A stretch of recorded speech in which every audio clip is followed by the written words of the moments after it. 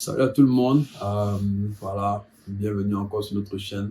Nous vous encourageons, comme vous le savez, à liker, à vous abonner et tout, voilà, à partager la vidéo. Si vous pensez que ça peut plaire à certaines personnes, voilà, n'hésitez pas à les envoyer la vidéo et tout. Donc aujourd'hui, on va continuer, c'est la suite de la vidéo, la première vidéo qu'on a faite et tout, au niveau de venir étudier au Canada et au niveau vraiment de l'aspect financier, parce que euh, c'est l'une des choses où il y a beaucoup de refus en fait, parce que si le gouvernement se rend compte qu'il n'y a pas la preuve, il n'y a pas la preuve de fond derrière, vous n'êtes pas capable de prendre en charge votre enfant, il ne faut même pas hésiter, il faut refuser, c'est un refus très rapide. Donc voilà, on veut vous donner, voilà, partager l'expérience, partager nos connaissances et tout, afin que ça puisse vous aider, n'est-ce pas, à pouvoir bien faire le dossier de vos enfants, bien faire votre dossier, si vous faites votre dossier vous-même et tout, ou bien lorsque vous allez vers les agences, vous avez déjà un certain nombre de connaissances, n'est-ce pas? De cela. Alors, on a parlé donc, dans la vidéo précédente au niveau des frais scolaires, on a parlé un peu des frais au niveau du collège, au niveau de l'université relativement. Le collège est relativement un peu moins cher que l'université et aussi la longueur aussi de la durée des programmes et tout, et les types d'université aussi à choisir. Donc, si vous n'avez pas vu cette vidéo, rentrez et regardez la vidéo, ça sera très instructif. Aujourd'hui, on va continuer toujours avec les frais scolaires. Dans la dernière vidéo, on a parlé un peu des universités. J'aimerais aussi mettre la précision que l'université d'Ottawa, pour le moment, ensuite, je ne sais pas comment ça se passer dans le futur. Il y en a qui parlent, il y en a qui disaient qu'apparemment, ça va être arrêté ou bien ça sera plus en cours. Mais pour le moment, l'université d'Ottawa offre des programmes de bourse où vous pouvez bénéficier d'un rabais au niveau des frais de scolarité si vous payez, si vous parlez français. Donc, si vous parlez français et vous fréquentez l'université d'Ottawa, il y a la possibilité que vous ayez des réductions sur vos frais scolaires et vous vous retrouvez à payer comme des Canadiens. Et comme des Canadiens, c'est pratiquement quoi, peut-être 8 $ l'année au niveau des frais scolaires et tout. Donc, c'est vraiment une alternative, c'est vraiment une solution. Bon, je vais dire, c'est pas tout le monde qui va aller à l'université d'Ottawa parce que bon, c'est pas sûr que peut-être vous serez accepté, mais si vous êtes accepté à l'université d'Ottawa, c'est une option, c'est une opportunité. C'est vraiment quelque chose à prendre en compte et tout. Donc voilà, l'université d'Ottawa, c'est ça, c'est une opportunité au niveau de l'université. Donc voilà, il faut y penser lorsque vous allez faire votre procédure. Donc voilà, au-delà maintenant des frais scolaires et tout, donc déjà on peut faire le calcul et tout, au-delà des frais scolaires, on va revenir maintenant au niveau de la vie, n'est-ce pas? Si vous vivez peut-être dans une ville comme Toronto, le coût de vie ici en moyenne pour une chambre étudiante passera en moyenne dans les 600 à 650. C'est ça vraiment le prix le plus. Quand je dis ma moyenne, c'est même pas en moyenne, même ça, c'est le plus moins cher. Ça veut dire que les chambres les plus moins chères à Toronto, présentement, c'est dans les 600 et 650. Si vous vous retrouvez dans d'autres villes hors de Toronto, ou bien peut-être vers le Québec ou bien vers Ottawa, vous pouvez retrouver des chambres peut-être à un prix un peu plus abordable, peut-être 450, peut-être au niveau du Québec et tout. On parle actuellement, peut-être après, disons, peut-être dans un an, dans 2 ans, peut-être le prix aura augmenté, mais présentement, lorsqu'on parle au Québec, pratiquement, peut-être vous allez trouver des chambres étudiantes, peut-être votre programme à 450, dans ce prix-là, peut-être moins. Mais voilà, un peu ce qui est sympa. Maintenant, on peut se dire que même si, quel qu'en soit où vous êtes au Canada, je ne suis pas sûr que vous allez trouver une chambre à moins de 300 $. Ça, c'est quasiment sûr. Si, quel qu'en soit où vous vous trouvez au Canada, ça sera très difficile de trouver une chambre à moins de 300 $. Donc, si on part dans cette logique-là, vous rencontrez que 300 $ chaque mois. À la fin de l'année, on se retrouve à pratiquement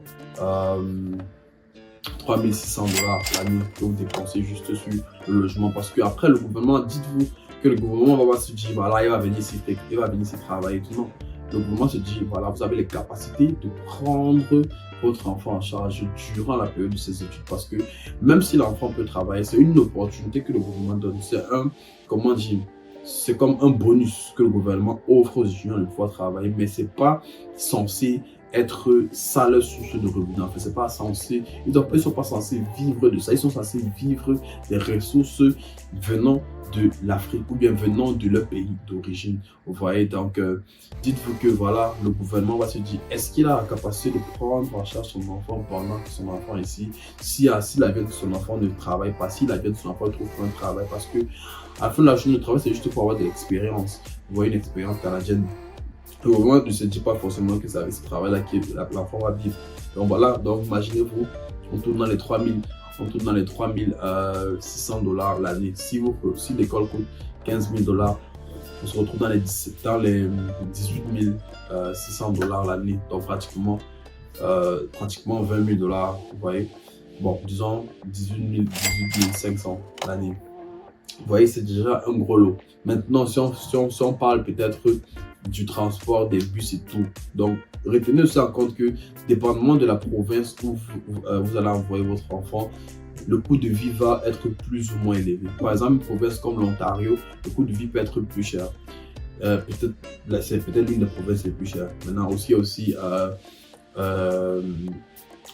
la Colombie-Britannique, où c'est aussi un peu cher, en particulier Vancouver. Il y a l'Alberta qui est assez abordable. Il y a le Québec qui est entre les deux, c'est aussi assez abordable.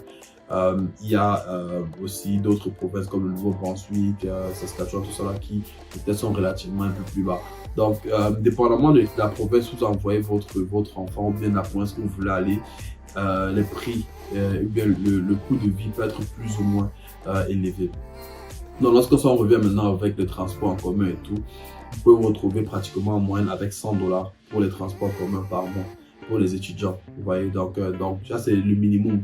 En Ontario, comme ça sera pratiquement même plus que ça parce que les étudiants peuvent vous retrouver même dans une ville comme Toronto à payer pratiquement 120 $ de minimum par mois pour juste les frais de bus. Pour le ticket de bus voilà, par mois. Maintenant, si vous êtes dans d'autres provinces, vous pouvez vous retrouver peut-être dans les 100, peut-être moins de 100, peut-être 80 et tout. Donc, disons une moyenne de 100 $.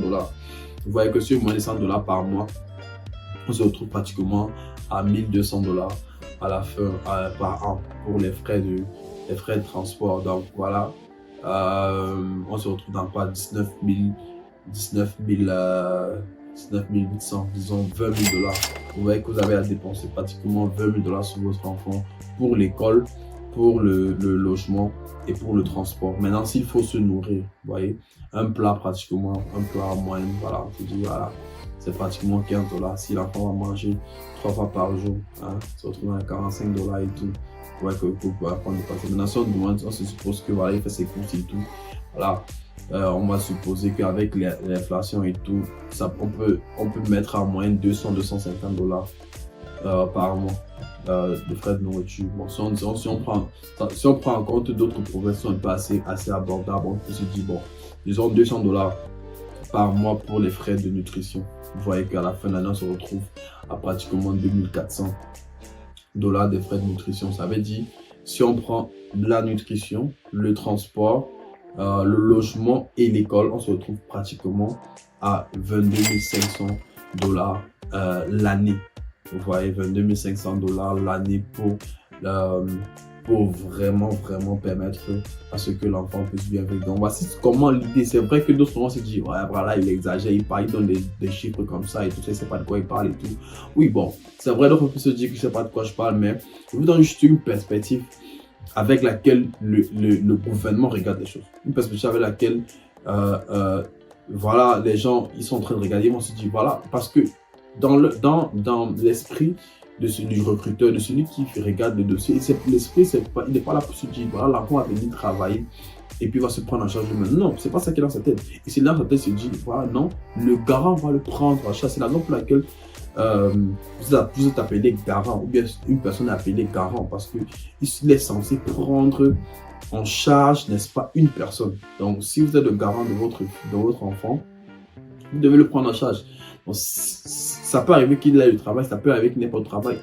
Il est à votre responsabilité. Donc, c'est comme ça que le gouvernement regarde pour pouvoir vous donner une preuve de fonds ou pas. Donc, si vous avez un travail et vous avez des biens relativement maintenant à ce coût de vie, on parle pratiquement de 22 500. Ça, on parle pas de 25 000, 22 500. Donc, dites-vous que s'il faut venir 1500, il faudrait que je sois capable de prouver au gouvernement canadien que je peux m'avoir même 25 000 dollars pour mon enfant par an, que je suis capable de dépenser même 25 000 dollars sur mon enfant par an l'année. Donc, vous voyez, si vous êtes capable de prouver ça, vous êtes déjà sûr que, quel qu'en soit le cas, n'est-ce pas, il y a des grandes chances que, voilà, on ne puisse pas me refuser à cause de preuves de fonds parce que j'ai la capacité de prouver que, voilà, quel qu'en soit le cas, il y aura la possibilité. Parce que le gouvernement sait que l'enfant peut fréquenter, le gouvernement peut travailler, le gouvernement sait que l'enfant peut avoir des sources de revenus. Ils savent ça. Vous voyez? Donc, mais si vous prouvez que je suis capable de prendre la charge de mon enfant, même s'il ne travaille pas, ça permet au gouvernement de comprendre que, ok, voilà, ça montre que voilà, il a la capacité. Donc, même si l'enfant travaille, voilà, il peut toujours se prendre en charge. Voilà, mais bon, derrière, même si l'enfant ne travaille pas, le parent derrière a la capacité de prendre en charge. Donc, c'est toutes ces choses-là que vous allez regarder et tout pour pouvoir, n'est-ce pas, vous orienter au niveau vraiment des finances. Donc, j'espère que ça vous a plu, j'espère que ça vous a aidé, j'espère que vous avez tiré un message, bon, tiré peut-être quelque chose de nouveau et que ça va vous aider dans votre application pour pouvoir venir au Canada. Donc, il y aura d'autres vidéos qui vont venir, on va parler de beaucoup d'autres aspects, toujours sur l'immigration en tant qu'étudiant. On parlera vraiment de beaucoup d'autres aspects qu'on va toucher. Donc, restez connectés, restons ensemble et voilà, je vous dis à la prochaine pour une nouvelle vidéo.